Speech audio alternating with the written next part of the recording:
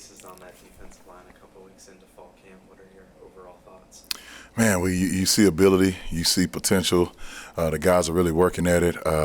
We've created a standard where we want to play at a high level. We want to be physical. We want to play with great effort, and we want to use great technique. And you can see guys showcasing that daily. So it's an everyday decision to come out there and work, and those guys have made those decisions so far. Last year, a big focus was the depth and just kind of being able to roll guys out. Mm-hmm. Do you feel like you're going to have that again this year? Yeah, that's obviously the goal. We're working towards that. You see guys constantly, going out there and developing every single day. We have the body types, but guys got to be put in those situations. I mean, the real test is really game day.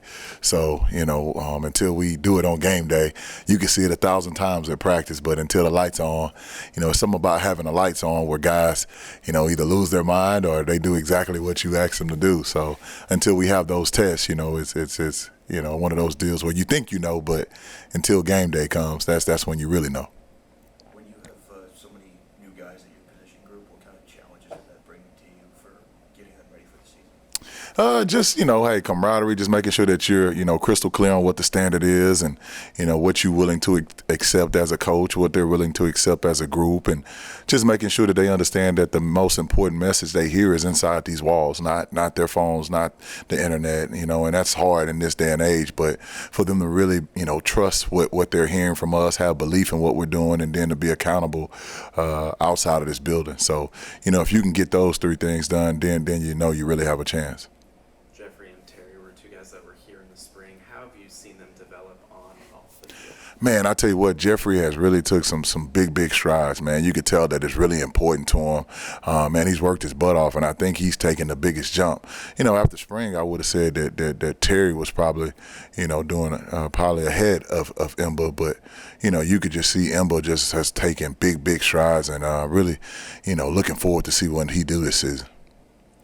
When you lose a guy like Elijah, who's just such a leader Yeah. in your group and Yeah. the whole team, where do you look to kind of fill that void?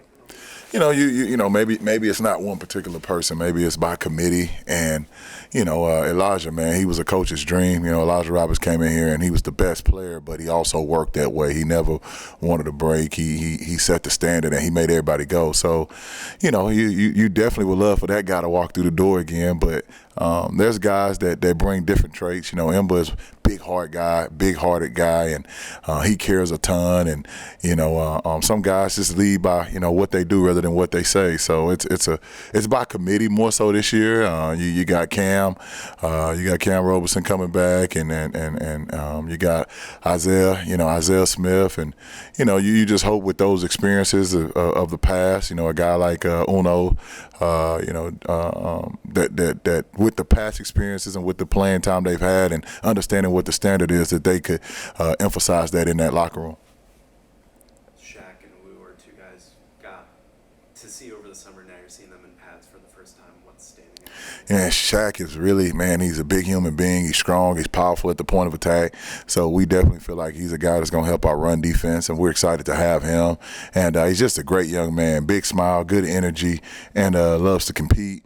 And then, Wu is, he's talented, man. You can see it, man. You see tons of ability, 6'3", 310, can move well. And when we recruited him, we thought more of a nose, but he has ability to, play either one. And he has some twitch. He has some pass rush ability. So just really excited about their skill sets, really excited about, just their mindsets, and they've made our group better.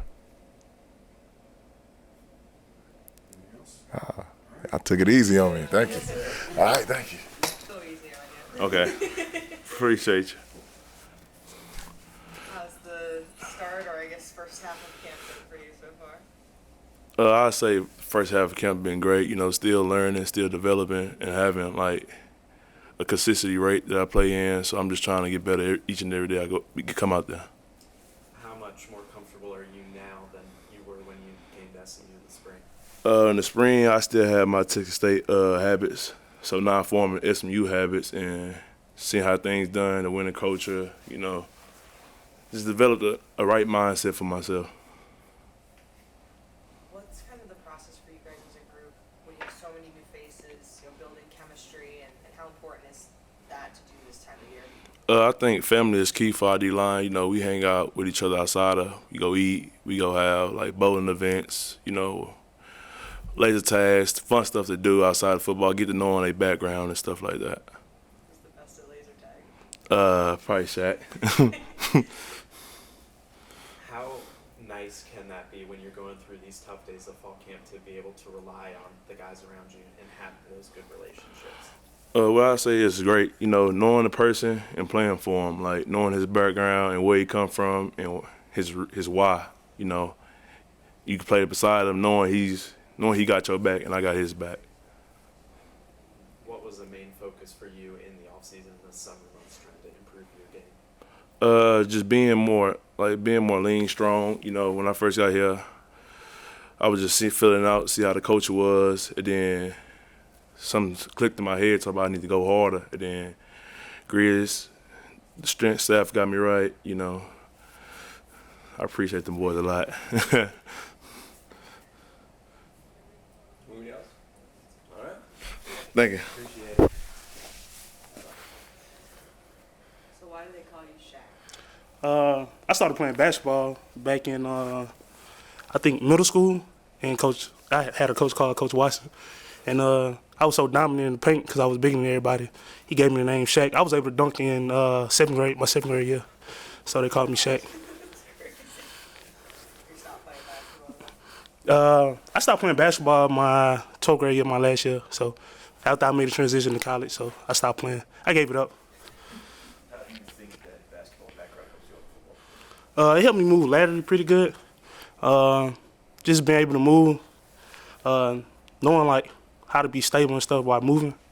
So basketball did help a lot with my game. You committed to SMU right after the spring football window, so what's it been like waiting to get the pads on and now finally being able to play some big time football? Well, I'm happy. I'm under a great D-line coach. He put me in the lead. He knows what he's talking about, so I'm just ready to, follow the lead and whatever directions or standards he set for me, that I'm ready to accept it. He's a great coach. He just keep on pushing me. So just being in the past with him helped me a lot to keep on going. Want to be great. And I know you made the decision a while back, but what went into the decision to come to SMU when you entered the portal? Coach Tibbs. I seen who he put in the league, and I wanted to be me. I wanted to be next. The standard. I was at Memphis.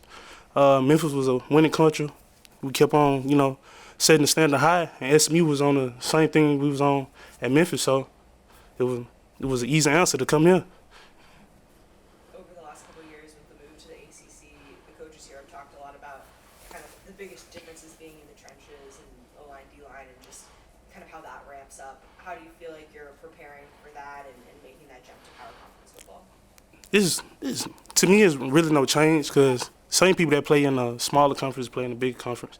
Only thing that changes probably a little bit more body size, but I feel like nothing else really changed. I played against Power 5 conference and actually stood my own and handled business while I was in there, so I don't think it's not a big change to me.